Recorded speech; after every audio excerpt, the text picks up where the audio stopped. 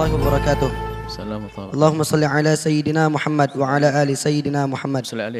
Semoga Buya dan kita semua panjang umur dalam ketaatan serta sehat walafiat. Amin ya rabbal alamin. Saya hamba Allah dari Kabupaten Lombok Utara. Buya, apa yang harus saya lakukan? Saya sudah menikah dan suami saya pergi merantau. Syahwat saya sering sekali datang. Saya sering mengamalkan cara-cara meredam syahwat yang Buya jelaskan. Syahwat saya redam tapi datang lagi. Saya sudah berusaha untuk menyuruh suami saya pulang. Tapi karena dalam keadaan ekonomi, suami saya tidak bisa pulang. Saya takut berbuat maksiat, berbuat dosa. Apa yang harus saya lakukan? Terkadang saya depresi, kadang sering nangis karena perasaan ini. Kadang orang tua saya bingung dengan keadaan saya, tapi saya nggak tahu bagaimana cara memberitahukan orang tua saya. Akhirnya saya bisa nangis. Mohon nasihatnya Buya. Terima kasih. Baik, bismillah. Yang pertama adalah masalah syahwat. Syahwat adalah karunia Allah. Yang tidak punya syahwat adalah cacat. Karena syahwat itu adalah untuk naik pangkat. Kapan? Jika seorang bisa mengatur syahwatnya. Syahwat adalah karunia. Maka bersama syahwat itu Allah telah menghadirkan cara menyalurkan syahwat dengan cara yang bersih dan terhormat. Syahwat apapun itu. Syahwat pandangan, termasuk syahwat yang urusan pribadi. Ada namanya pernikahan. Pernikahan. Di samping di balik pernikahan ada maksud-maksud agung menjalankan sunnah Nabi keturunan. Tapi ada di situ adalah syahwat. Sehingga termasuk maksud tujuan yang paling besar di dalam pernikahan adalah untuk syahwat. Karena Allah menciptakan syahwat, Allah menciptakan penyalurannya. Jika di dalam pernikahan tidak berlaku yang ini, terus apa maksud dari sebuah pernikahan? Ini harus pahami. Jadi syahwat bukan aib. Kemudian setiap orang itu berbeda-beda. Jadi kita tidak boleh menyamakan syahwat seseorang dengan diri Anda misalnya. Mungkin ada seseorang yang syahwatnya biasa saja, slow, tenang, sehingga aman. Sehingga dalam bab wajibnya menikah seseorang itu adalah disesuaikan dengan urusan syahwatnya. Ada syahwat yang bergolak berlebihan. Dan itu juga Allah ciptakan semacam itu. Dan harus paham, bergolaknya syahwat itu bukan berarti untuk berzina, salah. Bersama bergolaknya syahwat itu untuk mencari yang halal. Allah kasih lapar untuk kita makan, makanan yang halal. Adanya bergolak syahwat untuk mencari yang halal. Agar paham betul cerdas, mana yang halal buat saya, harus begitu. Bukan untuk berzina, bukan. Saya syahwat tidak kuat nahan, ada halal, pintu nikah. Baik, jadi tujuan nikah adalah itu. Untuk melampiaskan syahwat dengan cara yang halal. Dan itu mendapatkan pahala dari Allah subhanahu wa ta'ala dengan melampiaskan di yang halal. Begitu sebaliknya melampiaskan di yang haram adalah hina. Zina adalah hina dan rendah. Baik, kemudian syahwat itu bukan untuk kita cari-cari dan kita hadirkan. Sehingga dalam pernikahan mungkin bahasa sederhananya adalah orang bukan mencari sesuatu untuk membangkitkan syahwat. Memang kadang manusia itu seperti itu. Pengen cari makanan yang menguatkan syahwat, pengen ini syahwat. Syahwat itu artinya pernikahan adalah di saat syahwat bangkit ada pelampiasan yang halal. Bukan hidup kita adalah, binatang pun tidak begitu, nggak ada binatang minum obat penguat itu nggak ada. Binatang sederhana selesai, tapi manusia lihat.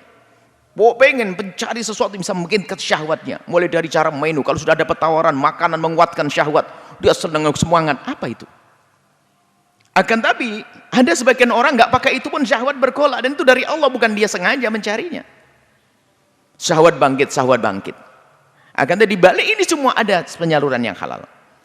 Ada memang orang yang naudzubillah mencari-cari syahwat. Mencari-cari syahwat contohnya adalah melihat tontonan, gambar-gambar yang gak layak. Kalau sudah syahwat itu diundang, gimana akan diusir? Makanya insya Allah yang bertanya ini adalah memang sudah berusaha mengusir syahwat yang bukan diundang. Tapi kalau kita mengundang syahwat, omong kosong. Bagaimana mengundang syahwat? Mengundang syahwat itu yaitu melihat film-film kotor dan sebagainya. Termasuk mohon maaf mengundang syahwat sehingga penyalurannya gak terlalu. Termasuk misalnya biarpun dengan pasangan yang berjauhan. Dengan pasangannya berjauhan bangkit syahwat, pelampiasannya di mana setelah itu? Maka menghentikan syahwat adalah dengan cara banyak memohon kepada Allah dan seterusnya. Jangan mengundang syahwat. Sehingga betul jika syahwat itu yang datang begitu saja, begitu mudah untuk kita usir. Contoh ada seseorang tiba-tiba bangkit syahwatnya. Dia mengambil air wudhu, baca Al-Quran atau sholat, atau dia mengadakan aktivitas yang lainnya akan hilang. Tapi yang repot adalah syahwat yang diundang dengan membuka internet dan sebagainya. Gimana kita bisa mengusirnya? Sehingga menjadikan sebab syahwat susah diusir, maka akan kebayang-bayang, akan menjadi berat di dalam menjalani hidup karena dia urusan dengan syahwat. Dan yang bertanya ini semoga termasuk golongan orang yang memang bukan mengundang syahwat, tapi tiba-tiba syahwat datang kepadanya, dan itu normal. Anda normal, wanita normal punya syahwat yang datang kepada Anda, kemudian Anda berusaha mengusir seperti yang sudah kami sampaikan di majelis yang lain, di pertemuan yang lain. Anda berusaha mengusir tapi kok masih ada syahwat ada. Wajar, Anda normal. Kemudian pelampiasan halal Anda adalah tidak ada, lagi berjauhan. Maka kami himbau, kedekatan itu penting. Jangan hanya mementingkan urusan yang artinya ekonomi, rezeki bisa dicari di mana saja. Tapi kalau urusan kehalalan ini harus dengan pasangan. Harus dengan pasangannya. Tidak bisa di tempat lain lalu melakukan zina, nggak boleh. Kemudian ini jawaban untuk yang pertama secara khusus. Jika suami Anda pergi karena urusan nafkah, Anda tidak cukup memanggilnya. Akan tapi di samping Anda memanggilnya untuk kembali, sampaikan kerinduan Anda, di sisi lain Anda harus yakinkan kepada beliau bahwasanya Anda tidak akan menuntut urusan nafkah. Anda menyuruh pulang, kalau misalnya Anda punya tuntutan, mereka bingung nanti sampai di rumah ribut lagi urusan nafkah. Mereka bingung.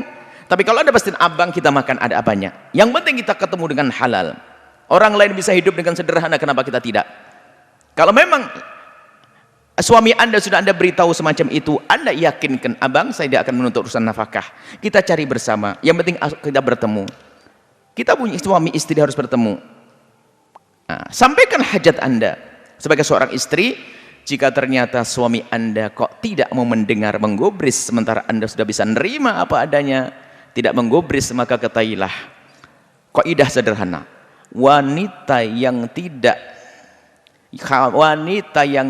terpenuhi kebutuhan batinnya, sementara dia takut masuk wilayah madarat, keharaman, maka saat itu sang wanita itu suruh bersabar, ditunda. Menunggu kesabaran sampai diperkirakan 4 bulan, seperti masa ila. Ila itu sumpah, seorang suami yang bersumpah tidak mau menggauli suaminya itu 4 bulan. Maka para ulama menyampaikan, seorang wanita bersabar sampai 4 bulan. Sudah minta pada suaminya sampai 4 bulan. Setelah 4 bulan kok tidak dikabul oleh sang suami, maka sang istri tidak dosa mengajukan ke mahkamah. Karena apa? Ini urusan pribadi yang tidak bisa diwakilkan kepada siapapun. Maka jangan disamakan. Hakim tidak perlu marah-marah. Kenapa kok ini perempuan? Oh, enggak benar ini. Loh, enggak. Ini urusan syahwat pribadi. Justru ini karena perempuan takut kepada Allah. Yang repot dan naudzubillah hina.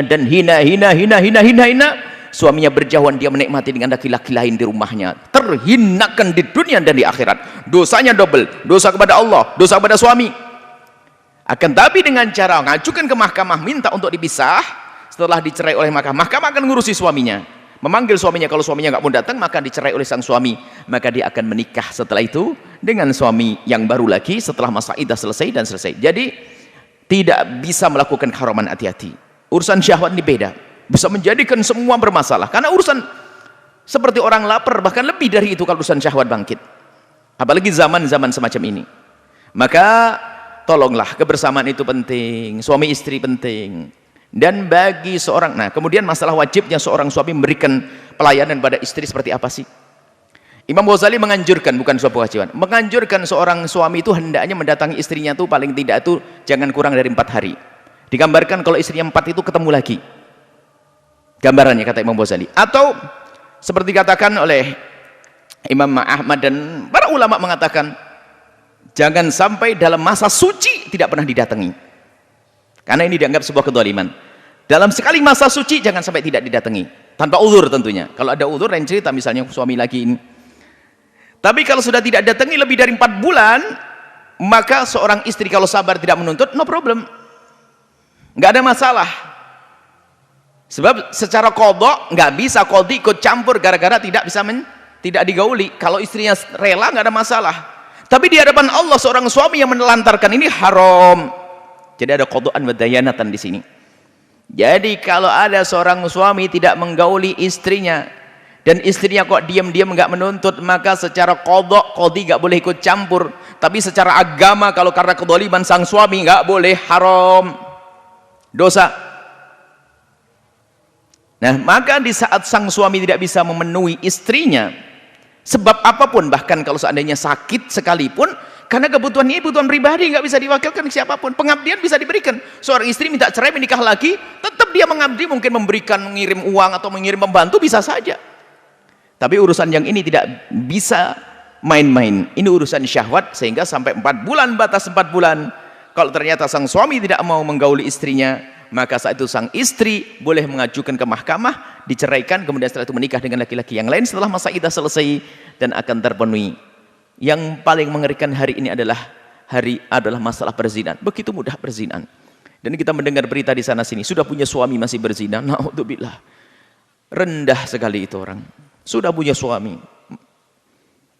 Maka bagi yang ingin selamat, seperti yang bertanya, pertanyaan istimewa, ini wanita mulia, solehah dia. Yang bertanya wanita solehah, suaminya jauh sementara syahwat yang bergolak, dia ingin cari solusi. Sudah berusaha untuk menjauhkan syahwat, akan tapi masih saja datang karena syahwat adalah fitrah. Maka solusinya adalah sampaikan kepada suami, kalau memang dalam tempo yang Anda tentukan tidak bisa pulang, kemudian tidak mau pulang, tidak merencanakan pulang, maka setelah itu Anda ajukan ke mahkamah dan Anda akan dicerai. Karena apa? Ini adalah kebutuhan pribadi Anda yang tidak boleh, yang tidak bisa diwakilkan kepada siapapun. Keselamatan akhirat lebih penting. Sehingga dikatakan oleh para ulama, boleh mengajukan tolak yang semula tolak dilarang menjadi boleh karena raf'ud dharar, untuk mengangkat kemadharatan, musibah bagi seorang wanita. Karena dia akan tersiksa dengan menjaga syahwat tersebut. Menjaga syahwat tersiksa bisa jadi suatu ketika kepleset dalam berzinahan. Kalau sudah syahwat bangkit, gelap mata, naudzubillah. Sehingga kalau sudah tidak punya malu akan menjadi pezina-pezina, lebih besar madharatnya. Maka boleh mengajukan perceraian. Seperti itu. Anda yang bertanya bisa mengukur ini semuanya. Dan jangan berkhianat, seorang perempuan dikit-dikit ngajukan cerai tanpa alasan yang jelas juga nggak boleh. Atau naudzubillah karena sudah berpikir tentang laki-laki yang lain, nggak boleh. Tapi kalau sifatnya adalah karena memang suami tidak memenuhi urusan kebutuhan batinnya, benar-benar tidak peduli sang suami, nggak pernah menggauli, nggak pernah menyentuh, nggak pernah ini, maka setelah 4 bulan boleh ngajukan ke mahkamah. Dan suami zalim, haram. Kecuali suami ada uzur. Mohon maaf, uzurnya apa? Impotensi, sakit, dan istri rela, maka ya nggak ada masalah. Tapi kalau suaminya tidak ada uzur dan dia bisa mendatangi istrinya, kemudian istri yang menghendaki, menginginkan, lah kok tidak memberi, maka sang suami zalim dan haram, dosa hukumnya, fasik ke dia. Karena apa? Ini menyiksa hati seorang wanita di bawah naungannya tapi tidak diberi. Seperti hal ini nafkah zahir juga demikian. Hanya kalau nafkah zahir langsung qadaan, qadhi bisa bermain di sini. Tapi kalau nafkah batin, qadhi tidak akan bermain kecuali wanita mengajukan ke mahkamah. Wallahu a'lam bissawab.